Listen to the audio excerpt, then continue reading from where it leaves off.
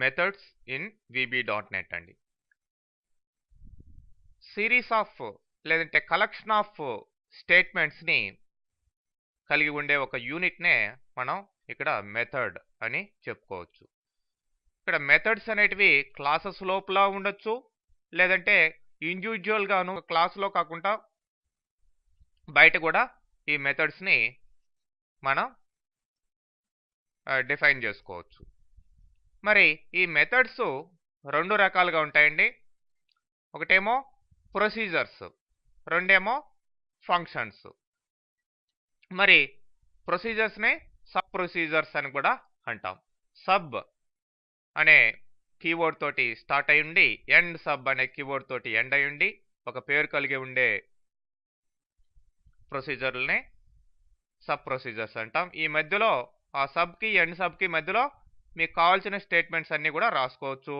అయితే ఈ sub procedures అనేటివి will not return any value, ఏ వాల్యూని తీసుకురావు, కానీ సమ్ యాక్షన్స్ మాత్రం, సమ్ స్టేట్మెంట్స్ ఎగ్జిక్యూషన్ మాత్రం చేయగలుగుతాయి అన్నమాట. అదే ఫంక్షన్స్ ఉన్నాయి. ఈ ఫంక్షన్స్ అనేటివి మీకు వాల్యూని రిటర్న్ చేస్తాయి. లాస్ట్లో రిటర్న్ అనే కీవర్డ్ కూడా ఇచ్చుంటాం అనమాట. ఏదో ఒక వాల్యూని రిటర్న్ చేస్తాయి, ఏదో ఒక డేటా టైప్కి సంబంధించిన వాల్యూని. మరి సబ్ ప్రొసీజర్స్ ఎలా ఉంటాయో మనం ఆల్రెడీ చూస్తున్నాం. మరి మామూలుగా ప్రతి ప్రోగ్రాంలోనూ కూడా ఏముంది, మెయిన్ అనే సబ్ ప్రొసీజర్ ఉంది. మరి సపరేట్గా ఇట్లా సబ్ డిస్ప్ ఎండ్ సబ్ ఆటోమేటిక్గా వచ్చేస్తుంది చూడండి.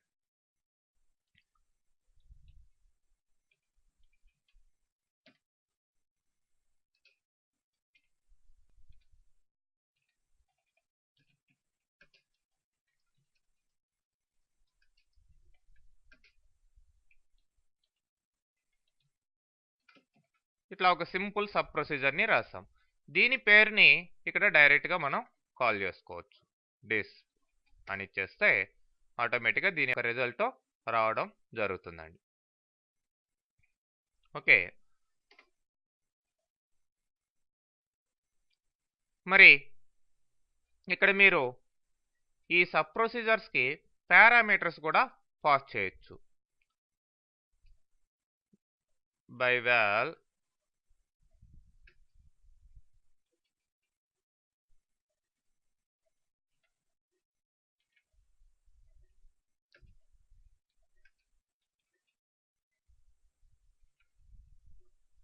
ఇట్లా పారామీటర్స్ పాస్ చేసి కాల్ చేసేటప్పుడు కూడా దీనికి ఇక్కడ వాల్యూస్ ఇవ్వాల్సి వస్తుంది. ఓకే, మరి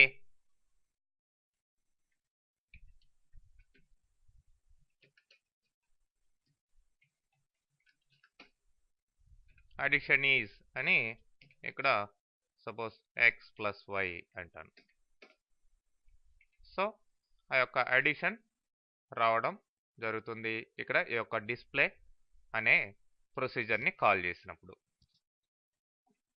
ఓకే, ఈ విధంగా మీరు బై వాల్ అనే కీవర్డ్ ద్వారా, అంటే ఎక్స్ వై ఈ రెండు కూడా పాస్ బై వాల్యూ అన్నట్టు, పాస్ బై రెఫరెన్స్ కాదు. అంటే call by value, call by reference ఉంటే, మరి బై వాల్యూ అంటే ఈ కాల్ చేసే మెయిన్ ఫంక్షను వీటి యొక్క ఈ పారామీటర్స్ యొక్క వాల్యూస్ని ఇక్కడ చేంజ్ చేయలేదు అని అర్థం అన్నమాట. బై రెఫరెన్స్ అంటే కాలింగ్ పోర్షన్లో చేంజెస్ చేసే అవకాశం ఉంది అని అర్థం. మరి ఇదే విధంగా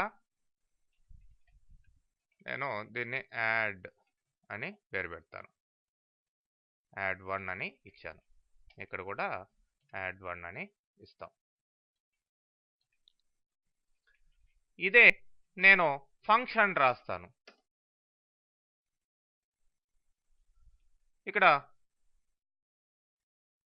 మీకు ఫంక్షన్ అనే కీవర్డ్ ద్వారా స్టార్ట్ అవుతుంది. యాడ్ 2 అని ఇస్తున్నాను.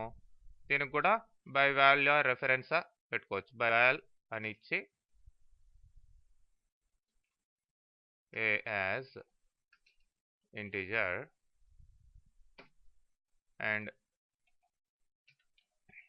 by val b as integer as integer.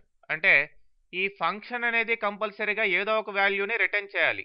మరి ఏ టైప్ ఆఫ్ వాల్యూ అనేది ఇక్కడ లాస్ట్లో మనం మెన్షన్ చేస్తాం అనమాట. యాజ్ ఇంటిజర్ అంటే ఈ యాడ్ టు అనేది ఇంటిజర్ వాల్యూని రిటర్న్ చేస్తుంది అని అర్థం. మరి ఇప్పుడు రిటర్న్ కీవర్డ్ ద్వారా రిటర్న్ ఏ ప్లస్ బి అని ఇస్తున్నాను.